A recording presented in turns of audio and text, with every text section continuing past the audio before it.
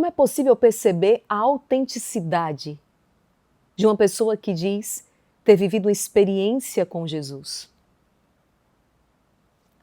Observando o seu apostolado.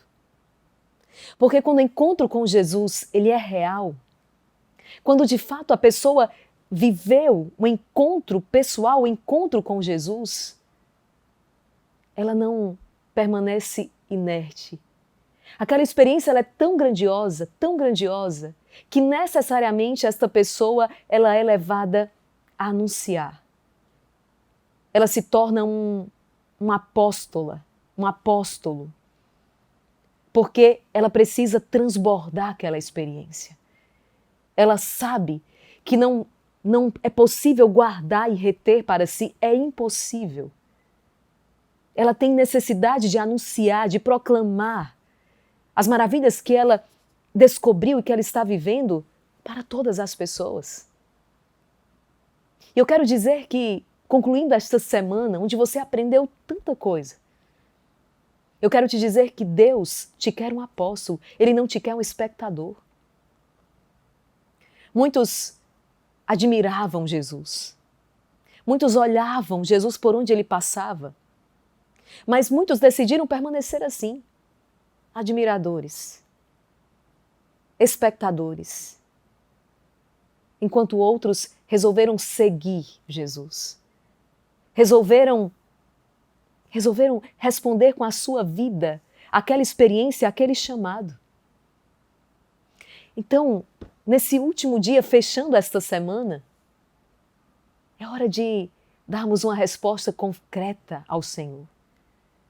Aquilo que São Paulo vai dizer na primeira carta aos Coríntios, capítulo 9, versículo 16, ai de mim se eu não evangelizar. Ai de mim se eu não evangelizar, se eu não anunciar.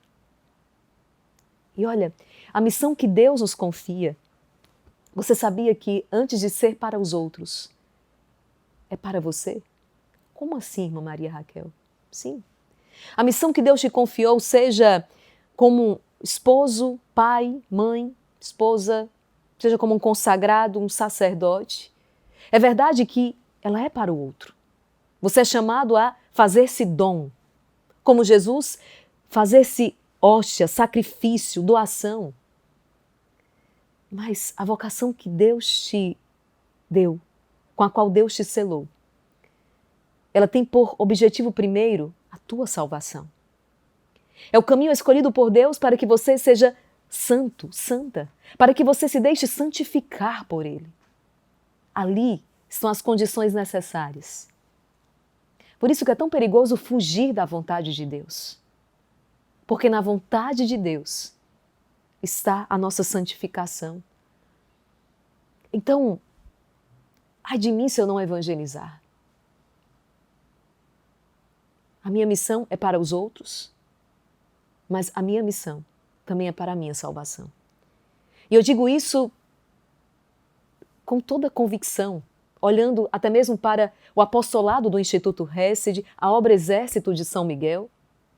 Quantas vezes nós já dissemos aqui que esta obra, Exército de São Miguel, já nos salvou, já me salvou.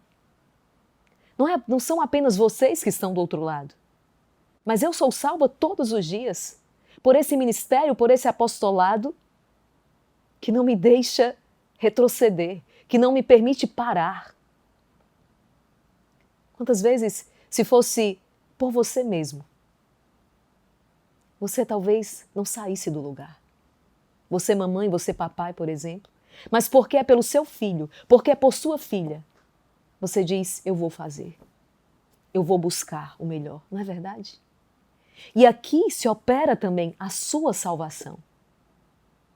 É impressionante. Então, assumir o chamado e responder. Lá no primeiro dia, a primeira aula, nós falamos sobre isso aqui. Fé é um dom, mas é também uma resposta. Eu quero hoje me debruçar sobre a carta aos Hebreus com você. Hebreus, capítulo 11.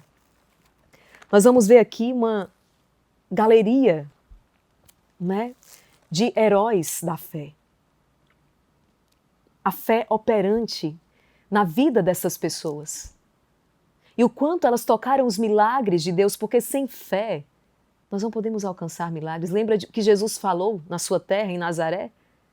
Jesus vai para uma outra região porque ele disse aqui, não é possível fazer tantos milagres porque as pessoas não têm fé. Olham para Jesus com um olhar puramente humano, não é ele, o filho do carpinteiro. Não lançam sobre o Senhor o olhar sobrenatural, não tem fé. E Jesus diz que ali então não é possível operar os milagres. Se você quer colher milagres na sua vida, é preciso deixar que esta fé se traduza então em atos concretos. Vamos perceber isso aqui.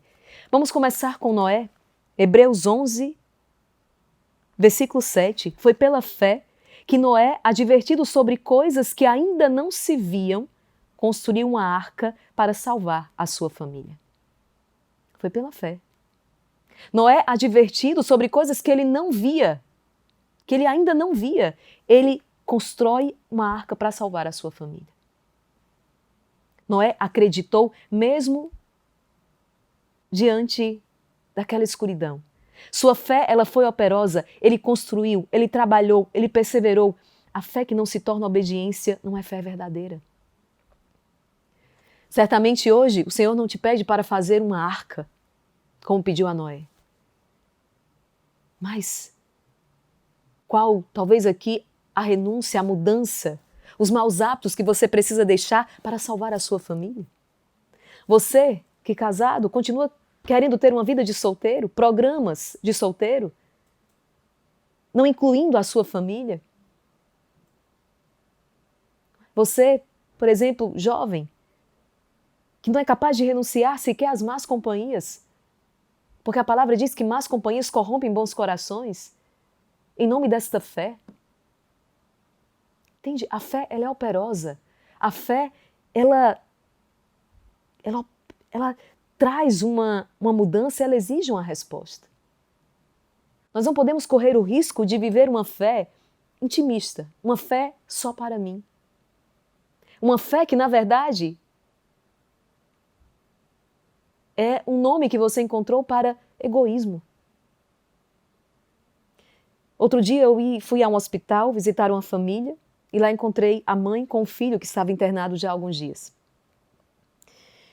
E assim que eu cheguei, aquela mãe, uma mulher muito católica, de muita fé, de missa diária, e assim que eu cheguei, ela me disse, já faz 5 dias, não lembro exatamente o número de dias, mas já faz tantos dias que eu não vou à missa. Por quê? Porque ela estava no hospital, acompanhando aquele filhinho pequenino, internado, doente. E eu olhei para ela e eu disse, mas para que missa? Para que ir à Santa Missa se a sua missa, o seu Calvário, está aqui? Explico, calma. Irmã Maria Raquel, como assim? Falar assim do sacrifício da missa? A missa é o ápice, não é? É o sacrifício de Cristo. Como diz o Padre Pio, seria mais fácil a terra se manter sem o sol, existir sem o sol, do que sem a Santa Missa. Não discutimos o valor infinito de uma única Santa Missa. Mas o que eu estou dizendo aqui, naquele momento, a missão daquela mãe não era outra senão estar do lado do filho que dela precisa, enfermo, gravemente doente. E a prova é tamanha que, embora a missa, não é, a igreja dispensa do preceito dominical alguém numa situação como essa. Uma pessoa que está enferma, alguém que precisa acompanhar o enfermo. Por quê, meus irmãos? É a caridade. A caridade é a plenitude da lei. E dependendo da situação ainda, a igreja envia até esta pessoa um ministro extraordinário da Eucaristia para levar a Eucaristia até esta pessoa. Porque a fé, ela opera pela caridade. Percebe isso aqui? Então, é esse olhar que nós precisamos lançar. Nós não estamos no curso de formação sobre a fé para sairmos daqui nos sentindo melhores do que os outros, ou não é cairmos nessa fé intimista, uma fé que me separa, não, mas uma fé que faz com que eu me doe. Uma fé que causa uma transformação interior, de maneira que eu sou capaz de viver a palavra, eu sou capaz de rezar pelos meus inimigos, eu sou capaz de doar a minha vida. Noé, ele não viu ainda, mas ele espera no Senhor. E ele começa a construir a arca, um outro ponto. A fé é o fundamento da esperança. Aquele que tem fé espera no Senhor, e essa espera não espera de braços cruzados. É uma espera que faz com que Noé trabalhe, construa. Esperar no Senhor significa fazer tudo o que lhe é possível dentro daquele plano de Deus. Tudo. O impossível nós deixamos com o Senhor. Isso é de extrema importância. Vamos adiante. Hebreus 11, 8. Um exemplo de Abraão. Vamos ver. Foi pela fé que Abraão, respondendo ao chamado, obedeceu e partiu para uma terra que devia receber como herança, e partiu sem saber para onde ia. Qual a certeza que Abraão tem? A autoridade de Deus. A veracidade divina. Partiu sem saber para onde ia, mas partiu por causa da obediência da fé. Sem fé, nós não vemos os milagres. E Abraão, então, é o nosso pai na fé. Porque é esta fé que nós somos chamados a ter, a alimentar, a viver. Abraão partiu sem saber para onde ia, por causa daquela palavra. Humanamente, qual a certeza que ele tinha? Não vinha, não era humana a sua certeza, é sobrenatural. Sara, Hebreus 11, 11. Foi pela fé que também Sara, embora estéril e fora da idade, recebeu o poder de tornar-se mãe. A fé verdadeira não se limita pelas circunstâncias. A esterilidade, a idade avançada, não são impedimentos para que Deus opere. Ele é o Deus do impossível. Nos lembramos aqui de Santa Isabel, porque para Deus nada é impossível, vai dizer o anjo. Uma virgem conceberá e dará à luz um filho, por quê? Porque para Deus nada é impossível. Moisés, Hebreus 11, 24, 25. Foi pela fé que Moisés, já adulto, recusou ser chamado filho da filha do faraó, preferindo ser maltratado com o povo de Deus. Moisés abandona o palácio por causa da fé. A sua resposta é radical. Prefere a humilhação com o povo à glória do Egito. Moisés é um homem justo. Ele me faz lembrar daquilo que diz o Salmo. O salmista vai dizer assim, Salmo 84. Salmo 84, no versículo 11. Eu prefiro habitar no limiar da casa do Senhor do que habitar na mansão dos pecadores. Eu prefiro estar no limiar da casa do Senhor do que habitar na mansão dos pecadores. Ou ainda, que diz o Salmo 141, no versículo 5. Se o justo me bate, é um favor, mas jamais o perfume dos ímpios será usado na minha cabeça. A justiça. É por causa da fé. Moisés renuncia à glória do palácio, à glória do Egito, e se submete à humilhação do seu povo. Foi pela fé. A fé dos mártires. Hebreus 11, 35 e 38, foram torturados, não aceitaram a libertação, foram apedrejados, cerrados, mortos ao fio da espada, erraram pelos desertos, montanhas, covas e grutas da terra. Esses homens e mulheres que mostram que a fé verdadeira não busca conforto, mas fidelidade. Não é uma emoção, como nós falávamos, mas é uma decisão até o fim. Nos recordamos aqui de São Paulo, quando vai nos dizer o que importa é prosseguir decididamente.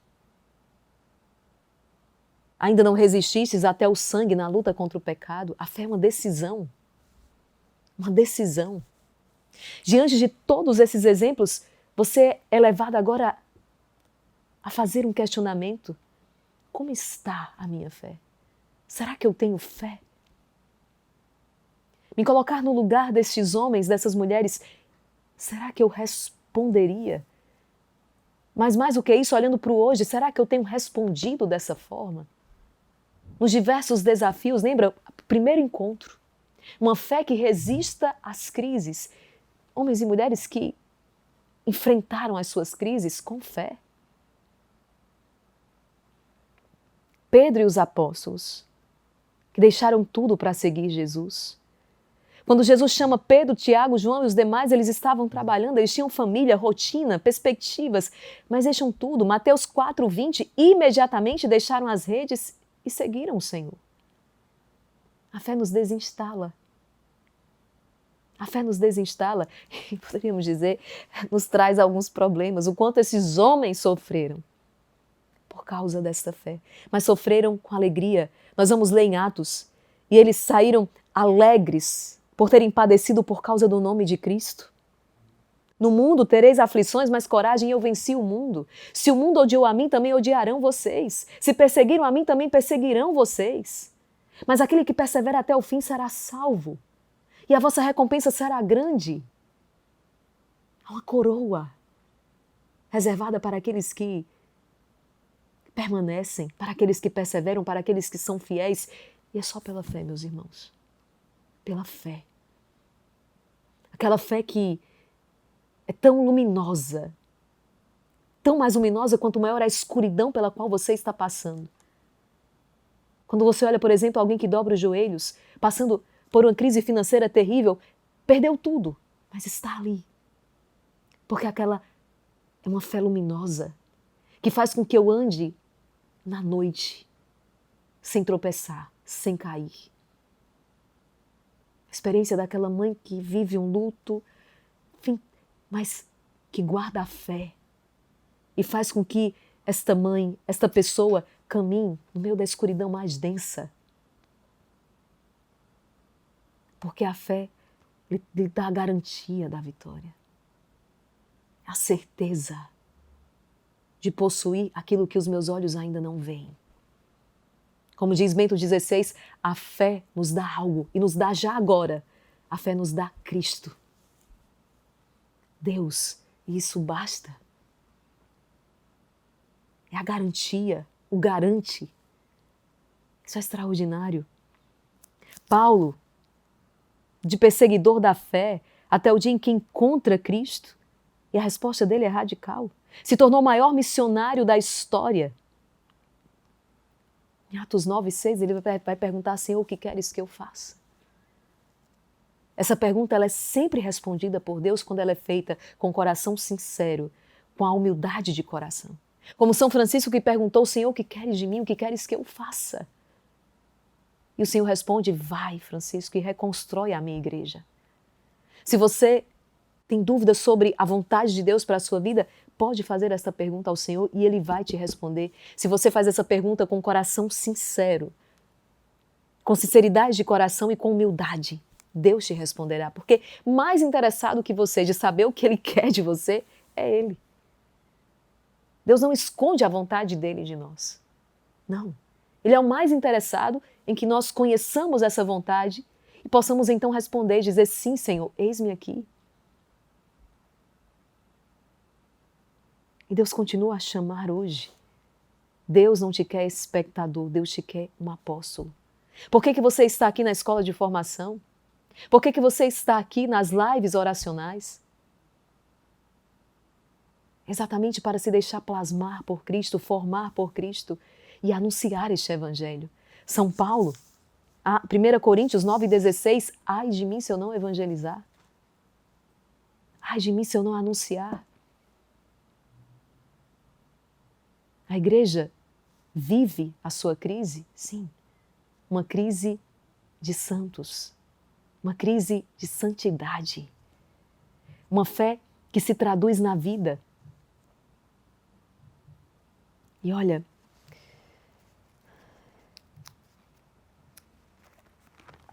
Nós precisamos verdadeiramente resplandecer em cada um dos nossos gestos, palavras. É aquilo que São João vai dizer na sua primeira carta, capítulo 3. Nisto conhecemos o amor. Ele deu sua vida por nós e nós também devemos dar nossa vida pelos irmãos. Filhinhos, não amemos com palavras nem com a língua, mas com ações e em verdade. Não amemos com palavras nem com a língua, mas com ações e em verdade. A fé precisa estar traduzida nas obras. Gálatas 5, 6. São Paulo vai dizer ainda: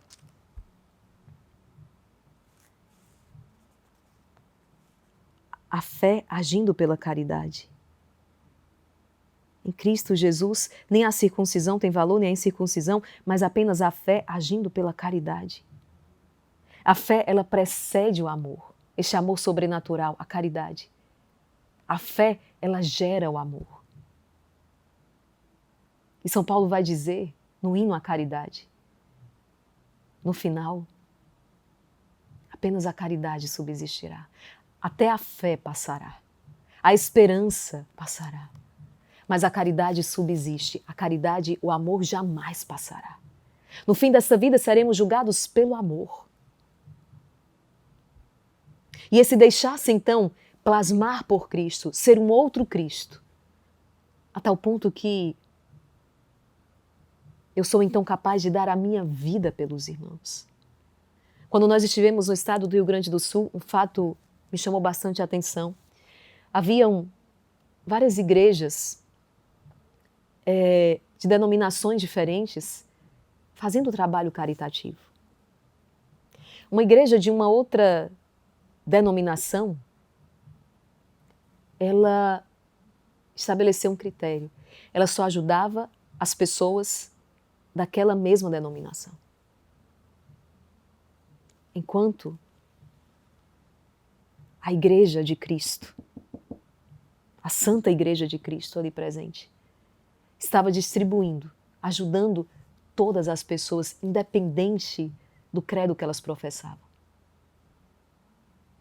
Podia ser um satanista que batesse a porta no meio daquela tragédia terrível do Rio Grande do Sul. Ele sairia de lá com os suprimentos.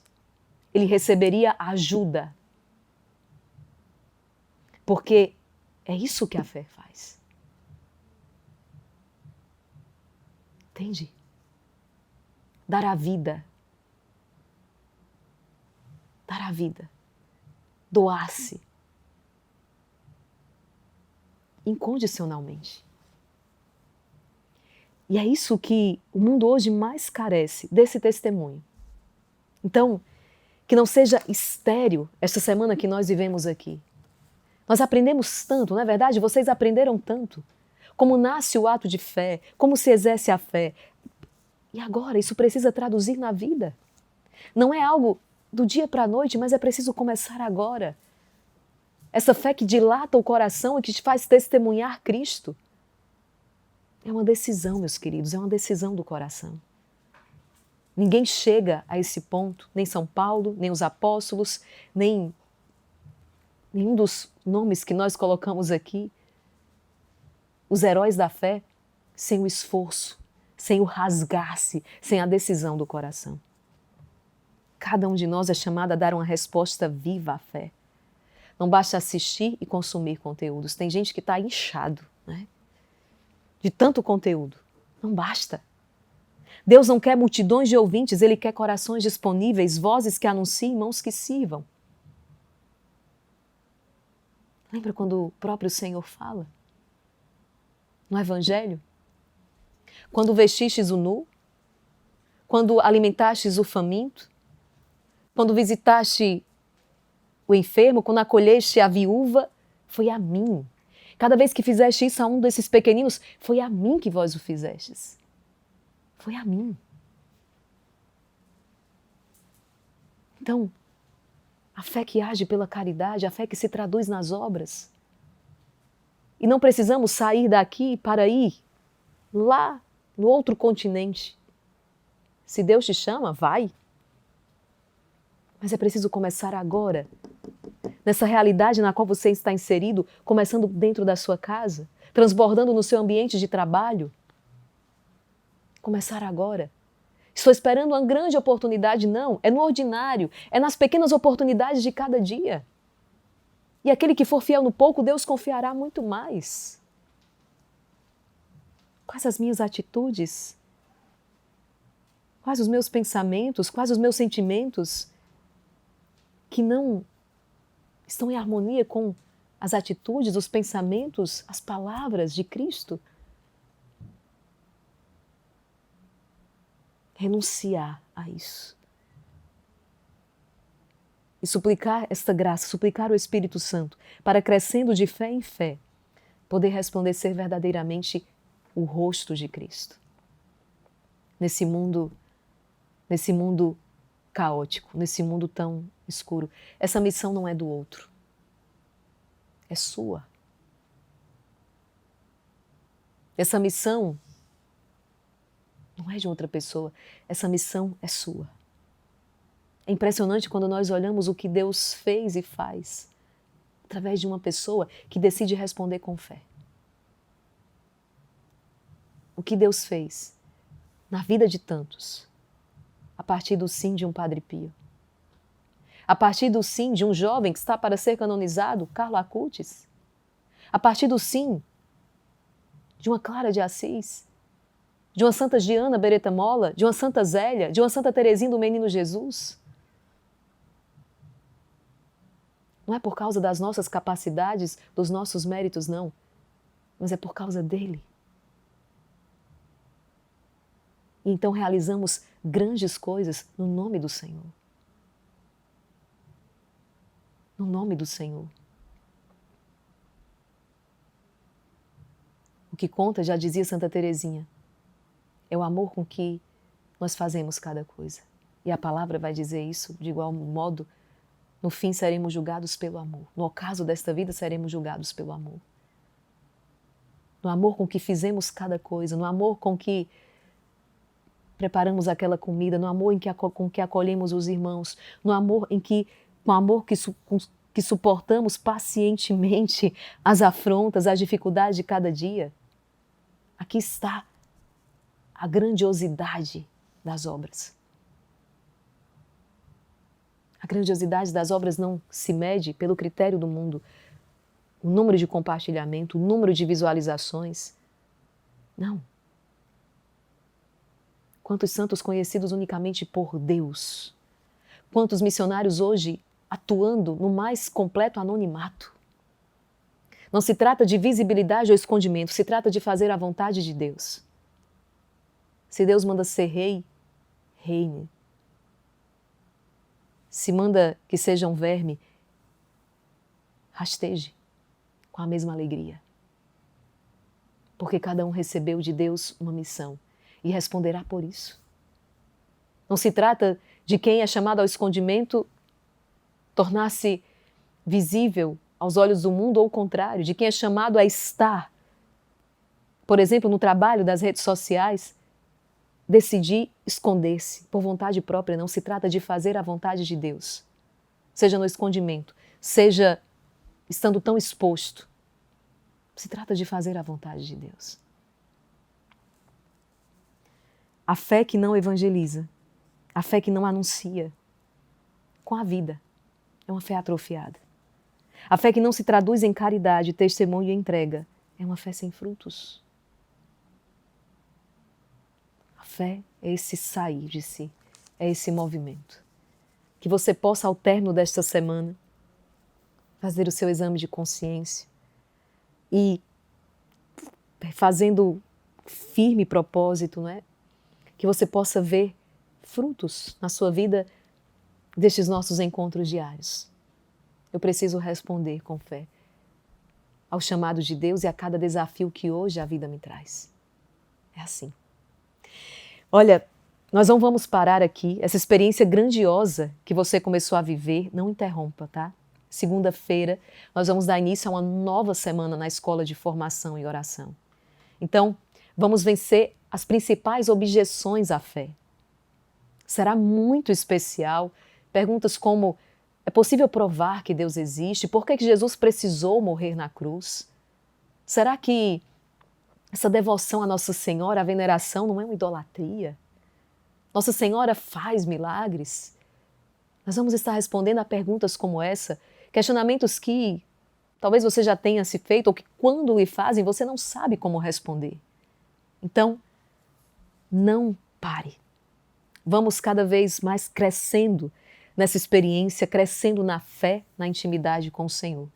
Segunda-feira, nós estamos então de volta aqui às 6h30, Escola de Formação e Oração do Instituto Ré, seja um espaço pensado para que você possa crescer na fé, ser catequizado dia a dia. Não esquece, entra no nosso grupo do WhatsApp, lá nós estamos disponibilizando o mapa mental. E entrando para o grupo do WhatsApp, você vai ter acesso a um e-book exclusivo com o tema Os 5 erros que o católico comete por falta de formação. Um guia prático para que você possa vencer os obstáculos mais comuns. Tenho certeza que vai te ajudar ainda mais a crescer na fé. Meus queridos, foi uma alegria estar com você ao longo desta semana e o nosso próximo encontro já está marcado, tá bom? Dia 9 de junho, segunda-feira, às 6h30, nós nos encontramos aqui na nossa Escola de Formação e Oração. Deus abençoe e até lá!